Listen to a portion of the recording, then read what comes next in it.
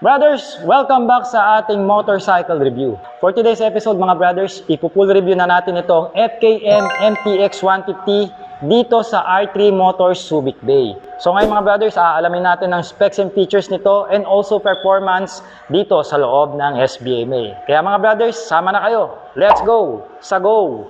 Get ready. Drop the beat. 1, 2, 3, let's go.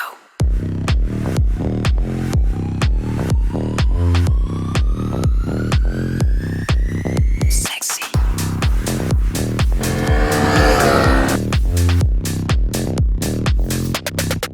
Let's go. So mga brothers, bago natin sakyan yung MTX 150, magkaroon na tayo ng isang quick walk around. As you may know, nagkaroon na tayo ng full walk around nito, pero syempre baka yung iba natin dyan mga brothers wala pang idea, kaya di-discuss natin ang design and specs and features ng MTX 150 nitong FKM. Una sa lahat mga brothers, ang front facing nito is napaka-kakaiba talaga. Para siyang robot o para siyang helmet ng isang predator na bumaba dito sa ating mundo para sakyan at patakbuhin ng malayuan. So ganun ang impose niya para sa akin. At what I like is gusto ko rin yung kulay na white. Ito na parang may glitters effect siya na gloss style. Okay din sa akin yung silver, walang problema. Pero para sa akin itong white, mas malaki tignan. Ayan, kita nyo naman mga brothers, very imposing ang harapan niya at very aggressive. Meron tayo ditong twin headlight na lente at ang ating daytime running lights mga brothers, eto na lang. Ayan, kita nyo ba? No? So parang nasa dulo siya ng mata, yung pinaglalabasan ng muta. At ang ating headlight dito mga brothers is apat po yan na projector lamp. Dalawang low beam at dalawang high beam. I'm pretty sure na maganda at malakas ang bato nito sa kalye, especially pagkagabi na. We have a non-adjustable dito na windshield and clear po ang kulay nito. So mabisa ito mga brothers sa mga airlock, no? Sa mga pasok ng hangin sa atin, so hindi tayo masyadong bugbog sa biyahe. Pagdating dito sa kanyang chest, nandito ang LED turn lights natin. Pailawin natin para makita nyo. May hazard switch yan mga brothers. Ayan, ganyan po siya kalakas. Tanghaling tapat ngayon, bukas sa lahat dito ng spotlight sa R3 at kitang kita pa rin. Alright? So meron tayo rito plastic na front fender. Ang gusto ko dito flexible na rin. Ito naman ang maganda sa QJ dahil hindi nila tinitipid ang fairings nila. By the way, ito pong motor na ito is galing po sa QJ at dinala po rito ng FKM. Alright. So meron tayo rito FKM badge and then QJ Tech dahil sa kanila ito. Provision nga sana to lagyan ng camera mga brothers hindi lang nilagyan ng camera na FKM. And then meron tayo ritong front telescopic port pagdating sa suspension, disc brake sa harapang preno mga brothers, at meron na rin po itong ABS and also provided na rin ito ng traction control. Dalawa yung piston pad caliper niya, no? And then sa gulong, what we have here is 110/80 at 14 inches na wheel mags. Branded na rin po ito ng Shenzhen Tire o yung tinatawag nating CST. Sa pagka-soft compound niya, gustong gusto ko ang quality ng CST mga brothers dahil subok na itong gulong na to sa mga test ride natin na motorsiklo sa ibang mga brand and model. Alright, so tubeless na rin ito mga brothers, so wala kayong puproblemahin sa mga maliliit na butas.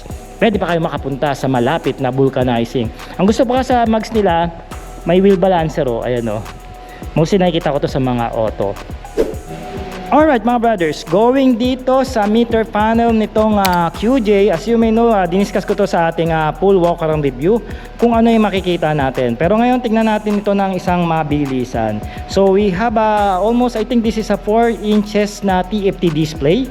LCD na po yan mga brothers. At ang maganda dito, pwede nyo po yung makonect sa ating mga cellphones via Bluetooth I guess, and then i-scan niya po. Yan, hold nyo lang ito mga brothers, itong enter, and then yan, magkakaroon siya ng scan code dito for the Android or also pang iOS sa mga iPhone user natin dyan, no? Mamimili lang po kayo dyan. Once na po na-scan nyo, makakakonect na po kayo dito sa mismong cellphone at makikita nyo po yung mga navigation at mga iba pang function katulad ng mga maintenance, mga tinakbo, and so on, no? Labas tayo dyan. Hold lang natin ulit yung enter and then babalik tayo ulit dito sa meter panel, tapos pindutin natin ulit yung enter dito.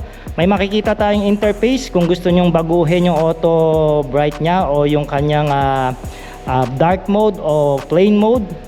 And then meron tayo ritong clock, brightness, unit, kilometers or miles per hour, information, mobile Bluetooth, TMPS, tire pressure monitoring po ang ibig sabihin niyan. Meron po itong ganong features. Malalaman nyo po kung ano po yung tigas ng inyong gulong. Traction control kung gusto nyo pong on and off. Kung gusto nyo mag-off-road, pwede nyo pong i-off yung traction control. Pero for me, recommendation ko po yan, i-on nyo na lang lagi. So that's it. So meron lang tayo dito mga brothers na makikita na basic na indicators. Meron tayong RPM. Alright, yung speed meter natin sa gitna. And also yung ating total odometer, no? Meter panel natin dito o yung fuel meter panel pala, sorry. Tapos yung ating engine temperature. Pagdating dito sa taas, nandito yung ating average fuel consumption, battery, ayan, at least kita natin yung battery life natin. Meron tayo ritong clock, naka-military time ngayon yan. Left and right, Bluetooth connectivity, engine check dahil nakatigil yung motor, ABS, traction control, and also discuss natin yung kanyang hybrid assistant capability. So madali lang po naman i-switch ito, no? Kung gusto niyo lang po gamitin yung kanyang hybrid, start nyo muna yung motor. Tapos naka-stop start system ito mga brothers, no? Ngayon switch nyo lang na mabilisan. Ayan, ganyan lang. So ibig sabihin pag naganyan na, magre-ready na yung hybrid niya. Ayan, may makikita kayo dyan na Model P1 ready. Ibig sabihin po naka-on na yung kanyang hybrid in assist, no? So ano ba yun? Paano ba yun mga brothers? So kung i-explain natin ng technical, so mag-a-assist po yung hybrid ng 0 to 3 seconds na acceleration. So may dagdag po siya na acceleration sa makina na makakatipid tayo sa gas at tumutulong yung electric motor. So ganun po yung pagkaka-explain sa atin ng mekaniko. So mga brothers, meron tayo dito nga naked handlebar na setup. Isa ito sa mga gusto ko nga parte ng motorsiklo kasi ito yung nagpaparepresent ng kanyang pagka-elegante. And also meron tayo ritong quality switch from QJ. Ayan, trademark nila tong switch na to kasi ito yung mayroong backlight na. Tapos nandito yung instrument control o yung panel control niya mga brothers. Ayan, and then ito yung ating high beam at saka low beam, left and right. Ganda talaga engagement. Ang busina kaya malakas, kahit wag na tayo magpalit. Alright, sa kanan naman, nandito yung ating stop-start system. Tapos yung hazard switch, wala tayong switch sa headlight dahil po automatic na ito. At yan na rin po naman ang rules dito sa Pilipinas. Electric starting natin and also yung handle grip natin is may kalakihan po siya para sa isang large na kamay. Meron tayo ritong chrome na N-bar and also meron tayo ritong standard na side mirror na waterproof na po yan. Alright, going down pa dito, makikita na natin yung setup ng kanyang smart key system o yung tinatawag nating keyless. So ito po yung remote. Ayan, so meron po itong pagbukas ng upuan and then yung lock button niya kung gusto nyo pong i-lock o i-alarm. Answer back key kung hahanapin nyo inyong motor sa mga parkingan. Ayan po. And then yung kanyang susi. Ganyan po, i-press nyo lang po dito sa ilalim para po mabuksan nyo yung upuan just in case po na malobat itong remote. Ayan, for the ano rin yan, another option. So and then meron tayo dito malalim na compartment, close compartment po yan. Ito naman na maganda, so safe na safe ang ating telepono o mga gadgets at nandito po yung ating charging port. Ayan. So dalawang type po yan, isang type C, isang USB. Pag bumaba tayo mga brothers, nandito po yung kanyang tangke na 8 liters fuel tank capacity. Napakaganda rin ito kasi may tali ito ayan o. Tapos pwede mo rin ditong ilagay, oops, nalaglag, para walang hassle. We have a quality upholstery rito mga brothers. Dalawang texture ito, isang parang wrap, no? And then isang makinis dito sa ating pillion section. Naka-dual stitches tayo rito at masasabi kong quality yung upholstery na nilagay ng FKM. Ito yung under seat compartment mga brothers. I think walang nilagay dito sa specs pero maglalaro ito ng mga around 23 to 25 liters. Alright, wala nga lang tayo ritong helmet hook, no? Kaya sigurado magdadala kayo ng inyong mga helmet o ilalagay nyo sa top box kung sakaling pakakabitan nyo. And also provision na rin pala ito. Tatanggalin nyo na yung takip, pwede nyo nakaibitan ito ng top box. Sayang hindi ganun kalaki yung ano niya, no? Under seat no? Parang almost half lang. Pero sara na natin. Ayan, naglalak pala yan by the way, oh. Hindi siya tutumba, di ba? So hindi ka ma-hassle pag naglalagay ka ng gamit mo. Dito sa likod mga brothers, we have a stylish LED na taillight. Parang letter T siya na parang letter Y. Di ko mawari, pero malakas siya, I can tell. At ang ating turn signal lights dito is mismong nasa assembly na rin ng taillight at LED po yan. May reflector tayo rito, may sariling ilaw yung plaka natin which is kita para sa gabi. Naka-extend ang ating fender dito, so mahaba siya at flexible po yan. Alright, so we have a bulky na muffler dito mga brothers. Malaki yung muffler niya and also nagpapalaki yung heat guard no? Pero para sa akin magandang puntos ito dahil nga naman hindi basta-basta mapapaso ang ating mga riders at also yung mga iangkas natin. We have a twin shock dito, adjustable po yan mga brothers. Pwede nyo pa-adjust yung play, depende po sa inyong reference at kung saan nyo gagamitin yung motorsiklo. At meron tayo ritong alloy type na footrest para sa ating pillion. Alright, di pa tayo dito sa bandang baba. Makikita na natin dito na naka-disc brake yung motor dito sa likurang bahagi. Naka single piston pot caliper ito at meron din po itong ABS at syempre sabi ko nga kanina naka traction control ito no. Ang gulong natin dito sa likod is 130 by 70 at 13 inches naman. Mas maliit konti yung ating wheel mags dito pero pinalaki naman yung gulong niya and also branded na rin ito ng CST at tubeless na rin po yan. Alright mga brothers, usapang makina. So meron nga itong 149cc to be exact. Single cylinder, single overhead cam, pero apat yung kanyang apat yung kanyang valves, no? Liquid cooled na rin ito mga brothers dahil mataas po ang compression ratio ng makina. Meaning po, mataas ang working temperature ng makina. So nagge-generate po siya ng maganda o malakas na performance pagdating sa kanyang engine. So meron tayo ritong power ratio na 16 horsepower pagdating sa kanyang dulo at meron naman tayong newton meter of torque na 15 no pagdating sa kanyang arangkada. Alright, let's move on sa bike fitting mga brothers dito sa MTX 150 hybrid ng FKM. No, for the reference mga brothers, I'm only 5'4" ang aking height and then meron po akong weight na 52 kg. So napaka-skinny ko po na sa rider. At meron akong reach na 20 inches pagdating sa braso. So ganito po ang itsura mga brothers pag sumakay na dito sa MTX 150 hybrid ng FKM. And for the seat height mga brothers, meron po itong 755mm lang. So napakababa po ng kanyang seat height. Pero malapad po ang upuan niya mga brothers. So bubuka ka po kayo dito ng konti. Kaya makikita niyo mga brothers, nating kayad ako. And for the ground clearance, meron tayong 140mm. And standard na ito mga brothers para sa mga lubak at mga hams dito sa atin sa Pilipinas. So meron tayo itong foot position na standard and also foot forward na magagamit na sa mga long ride at kung sakaling nangangawit kayo pag mahaba ang biyahe. And then for the curb weight, meron itong 132 kg. And for the reference mga brothers, para ma-idea kayo, kasing bigat niya po ang Yamaha NMAX. No? At magaang naman siya. Madali kong naitutulak. Alright?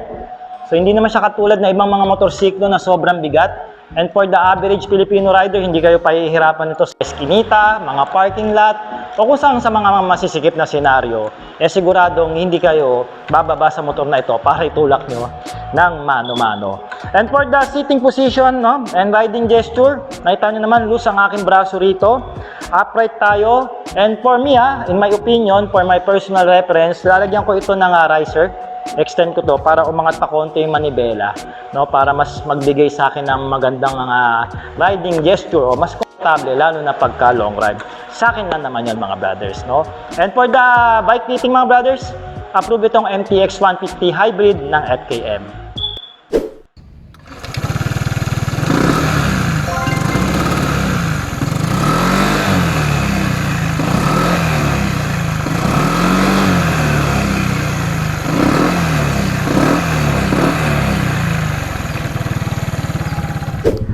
Alright mga brothers, papasok na tayo dito ngayon sa isa sa mga main highway ng Subic Bay. At syempre dito natin i-check ang kanyang riding position o yung kanyang riding ergonomics mga brothers, no? At ngayon naka-setup tayo ngayon, naka-off ang ating stop start system at naka-on ang ating hybrid assist para maramdaman natin ang arangkada ng motor na ito. Alright? Nice! Ramdaman ko yung kanyang hybrid assist. Binigyan ko pala ng swabing arangkada mga brothers. Pero mamaya susubukan natin na 0 to 100 kilometers kung ilang segundo siya, no? So eto, pinakikita ko lang sa inyo kung paano yung performance niya pag nasa highway na, no? Tumatakbo tayo ng around 60 to 70 mga brothers. And I can feel na malakas talaga itong motor na ito. Parang marirate ko siya, no? Sa akin lang yung feels ng Honda PCX, no? Doon ko siya ma-rate. Pero hindi naman kasi sila naglalayo pagdating sa specs ng makina and also sa features, di ba? Kung si Honda merong ESP, ito naman may hybrid assist ng 0 to 3 seconds na arangkada, no? Subukan pa natin na kung gaano siya ka-agile. Oh. Wow! Nice, nice. Malakas ang hangin. At hindi basta-basta hinahangin yung motorsiklo mga brothers. Ito naman ang maganda pagka may kabigatan ng ating dalang motorsiklo dahil nga sa kanyang bigat na 132 kg. Goods! Alright mga brothers, ngayon naman subukan na natin yung arangkada ng motorsiklo. So naka-set tayo ngayon na naka-on yung hybriding assist nya 0 to 3 seconds. So subukan natin siya ng 0 to 100 kilometers kung ilang segundo. Tara! Wow, biglang pumalo yung speed right. Alright, 80, 90. Aha, sagad pa natin.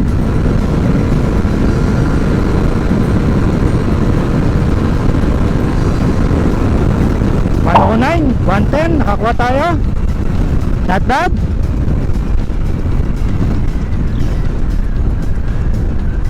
Okay, explain ko sa inyo yung aking naramdaman kasi hindi ko talaga ito na 0 to 100 nung tinest ride ko doon sa warehouse ng FKM. Dito pa lang ngayon, no? So may napansin ako sa kanya, pagpiga ko ng gas, medyo delay yung throttle niya, and then pagpalo ng 6 kilometers per hour, bigla siyang umamba, no? I guess doon yung pumalo yung kanyang hybrid and assist, no?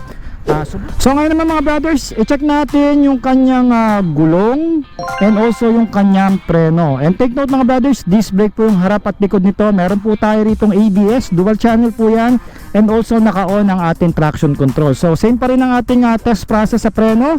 Patakbuhin natin ng 30, 40, 50, 60, doon natin siya ipo-full stop. Okay, so 30 muna. Stop. Oops. Alright, 40.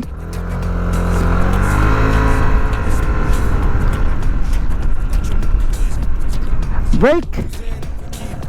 Stop. Alright, kailangan natin magsalita ng brake at saka stop para malaman natin kung ilang segundo. 50 naman. Brake. And stop. Alright, ganda performance 60.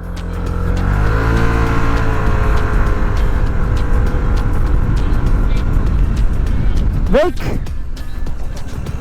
and stop. Alright. Okay, so ang preno niya mga brothers, para sa akin outstanding ang performance mga brothers. Nararamdaman ko pagka binabaon ko yung preno na lumalaban o nag-activate yung ABS dito sa harapan. Tsaka malakas talaga yung arangkada niya pag naka-on yung kanyang hybrid, no? Ibang iba siya. At yung preno naman sa harap, okay din, responsive. Maganda yung chemistry ng preno nito, and also yung laban ng gulong nandun din dahil isa itong Shenzhen tire na brand, no? At para sa akin yung preno nito at yung tire performance niya napaka solid, no? Approve na approve sa akin ito mga brothers. Wow, ako say. Alright mga brothers, on the wheels, cornering na tayo ngayon at saka suspension. As usual, dito natin yung susubukan. So unang kurbada, pretty smooth mga brothers. Hindi ko kasi ito nakurbada dun sa FKM San Simon mga brothers, kasi wala namang kurbada dun, puro squalling likuan dun. So dito mai enjoy na natin yung motor. Alright, so dito meron tayong sharp curve.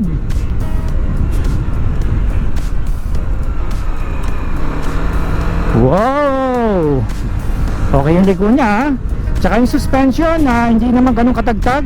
So hindi tayo pinahihirapan ito pagka lumiliko itong MTX 150 hybrid. Alright. Tsaka nahihiga ko siya na maganda. Outer banking tayo rito. Oh, Yes, indeed. Alright. And then, meron ditong corner na letter S. Alright. Good performance. Ngayon, ako lang kasi mag-isa. Nararamdaman ako may konting step lang naman dito sa likod. Siguro kung may angkas ako dito, sigurado maglalaro ang suspension nito. Alright. So isa pa, damahin natin pabalik. So ganoon naman tayo dito as usual. Slow corner.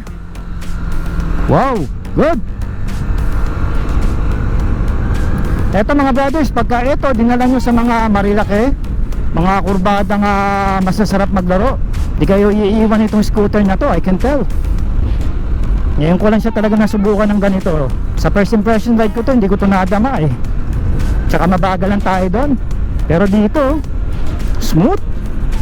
Solid manakbo nitong motor na to. Basta yung mga 150cc na scooter ni FKM, talaga yung performance na binibigay, solid. Ayos oh. Tsaka by the way nga pala mga brothers, pinatay ko muna yung kanyang hybrid ha. Nalalakasan kasi ako eh.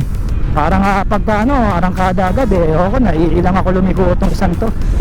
So pinatay ko muna yung hybrid niya para naman madama naman din natin. Malakas pa rin siya kahit nakapatay yung hybrid. Wala siyang assist. Goods na goods. Suspension and cornering nito mga brothers, wako say, approve na approve. Ang nakita ko lang sa kanyang downside para lang sa akin kasi hindi naman ako maselan. Maliit lang yung underseat compartment nito. Tapos yung usual busina, pahina. So yan naman, hindi naman deal breaker yan eh. Yung busina napapalitan. Yung underseat compartment niya, yun, it is something na obligado maglagay ka ng top box, lalo na kung naglo long ride ka tapos marami kang dala-dala. Yun. At ngayon mga brothers, on the wheel, nakita nyo na nga ang performance, specs and features nitong MTX 150 ng FKM. Okay? So mga brothers, maaari nyo pong i-comment kung ano yung masasabi nyo sa motorsiklo na ito at pag-usapan natin sa comment section. Alright? And sa presyo, pakita natin sa screen kung magkano ang kanilang cash, down payment, 1 year, 2 years, and 3 years. Alright. At syempre, kung yung mga requirements, pakita na rin natin kung kasama yan. At kung mga brothers, kung dito kayo nanonood sa ating Facebook page, huwag niyo pong kakalimutan i-share ang ating episode. At syempre, mag-follow na rin kayo. Kung sa YouTube kayo nanonood mga brothers, subscribe na kayo.